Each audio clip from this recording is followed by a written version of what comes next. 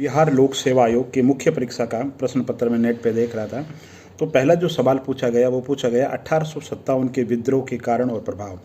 ये यूपीपीसीएस में भी पूछा जा सकता है, एमपीपीसीएस में, बीपीएससी, आरएस, हर एग्जाम में 1857 की जो क्रांति है उसका क्या स्वरूप है, उसके कारण क्या है, प्रभाव क्या है, हर परीक्षा में पूछा जाता है। बहुत अच्छे तरीके से आप तैयार कर लीजिए।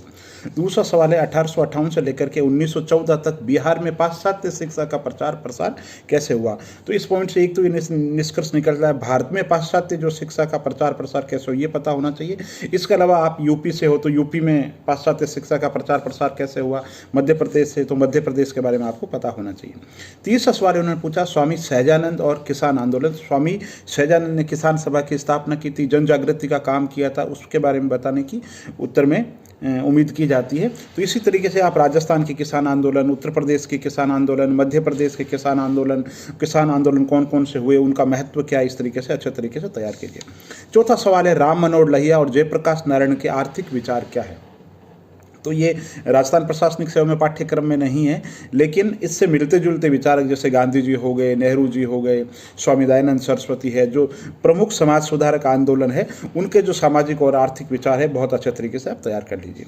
पांचवा सवाल है पाल कला की प्रमुख विशेषताएं क्या है और बौद्ध धर्म के साथ में संबंध क्या है। तो कहने का मतलब है चित्रकला, संगीत कला, स्थापत्य कला और मूर्ति कला, ये टॉपिक वाइज तैयार कर लो। चाहे मौर्य काल से लेकर के मौर्य काल की बात हो, चाहे गुप्त काल की बात हो, ठीक है, या बौद्ध युगीन जो समय है उसकी बात हो, या मध्यकालीन युग की बात हो, या ब्रिटिश राज की बात हो, तो इस एरा है, इस युग है, इसके अंदर चित्रकला, मूर्तिकला सबके अच्छे तरीके से तैयारी कर लीजिए। छठा सवाल है वो है कि उसमें 3 पार्ट है। डॉक्टर राजेंद्र प्रसाद का राष्ट्रीय आंदोलन में योगदान क्या है, जाति और धर्म पर गांधी जी के क्या विचार है, बहुत ही महत्वपूर्ण सवाल है। और बिहार में दलित आंदोलन कैसे, तो ये कि आप राजस्थान में, यूपी में, एमपी में हर जगह तैयार कर सकते हो। तो ये बिहार लोक सेवा आयोग का प्रथम प्रश्न पत्र उसका पार्ट ए था। और पार्ट बी जो देख रहे हैं तो उसमें देखने से पता चला कि कोविड का जो इम्पैक्ट है, कोविड का आर्थिक, राजनीतिक, सामाजिक बहुत ज़्यादा सवाल पूछे जाते हैं। और आने वाले समय में भी उम्मीद है, अभी जो निकट भविष्य के अंदर जो एग्जाम होंगे तो मुख्य परीक्षा के अंदर कोविड पे निबंध पूछा जा सकता है, कोविड पे बहुत सारे सवाल पूछे जा सकते हैं। साक्षात्कार की दृष्टि से कोविड बहुत इंपॉर्टेंट है, कोविड में मैनेजमेंट से लेकर के कोविड का इम्पैक्ट। तो एक 7वां सवाल पूछा था कोविड का प्रभाव क्या पड़ा। 8वां सवाल पूछा विश्व खुशहाली जो रिपोर्ट आई है उसमें क्या स्थिति है रैंकिंग की, और जो नार्डिक देश है ना, जैसे नॉर्वे, स्वीडन, ये टॉप रैंक पे क्यों आ रहे हैं, इसके कारणों की आपको विवेचना करनी थी। फिर सवाल पूछा नमा कि ऑस्ट्रेलिया और जो ब्राजील है वहाँ पे जंगलों में जो आग लग गई उसके क्या कारण है, प्रभाव क्या है। तो पर्यावरण पे बहुत ज़्यादा सवाल पूछे जा रहे हैं। पर्यावरण में कभी लेटेस्ट कोई सवाल है, कोई दुर्घटना है, कभी भूस्खलन, कभी कोई बाढ़ हो गई, उससे संबंधित सवाल पूछ लिया जाता है। तो कभी ट्रेडिशनल सवाल पूछा जाता है जिसमें ये पूछा जाता है कि भाई पर्यावरण को लेकर के अब तक के क्या सम्मेलन है और ये सम्मेलन कितने प्रभावी रहे, इस तरीके से सवाल पूछे जाते हैं। ठीक है। 10वां सवाल पूछा था कोविड का जो सामाजिक और जो आर्थिक निहितार्थ है, क्या इम्पैक्ट है, निहितार्थ क्या है, उदाहरण सहित आपको बताना था।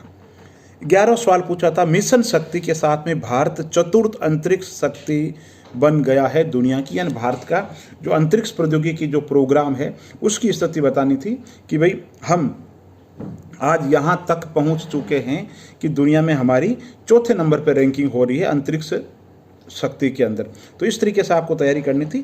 और जो थर्ड पार्ट है वो स्टैटिक्स का है, पाई डायग्राम वगैरह 360 डिग्री का जो दे करके पूछे जाते हैं। तो ये बहुत सारा आरएस के अंदर, सिलेबस के अंदर नहीं है, इसलिए चर्चा करना जरूरी नहीं। बाकी इसके लिए एस चांद पब्लिकेशन की किताब है, आरएस अग्रवाल की किताब बहुत अच्छी किताब है। और जो प्रतियोगिता दर्पण का अतिरिक्तांक है वो इस सांख्यिकी के लिए बहुत ही उपयुक्त है। तो बिहार लोक सेवा आयोग की जब भी तैयारी करें टू द पॉइंट करें, लिख करके तैयार करें अच्छे तरीके से, और जो हर क्वेश्चन है उसको करंट अफेयर से जोड़ने की कोशिश करें। तो ये जो पेपर है आप ना केवल बिहार लोक सेवा आयोग के लिए बल्कि अन्य जो लोक सेवा आयोग है वहाँ के लिए भी आपको एक दृष्टि प्रदान करेगा कि सवाल कैसे पूछे जाते हैं। बहुत बहुत धन्यवाद।